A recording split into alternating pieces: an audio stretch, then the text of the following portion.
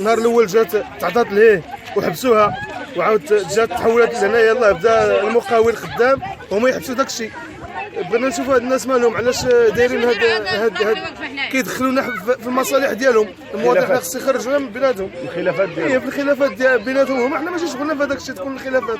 وزيدوا من غير هاد الجرده كاين مشاكل اخرى.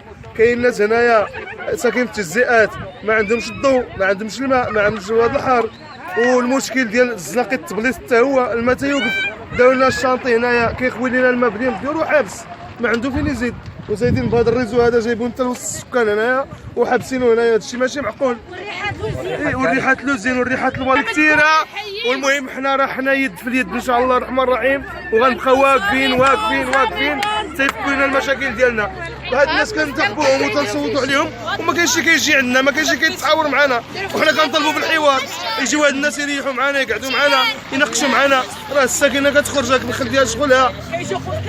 هي كيجيونا في وقت الانتخابات ما يبغيو يطلعوا للكرسي تيعرفونا وتيضحكوا لينا ويجيو برجليهم. دابا كيمشيو يبدلوا في الطوموبيلات وبزاف المشاكل. حنا اللهم ان هذا منكر. عاش الملك، عاش الملك، عاش الملك.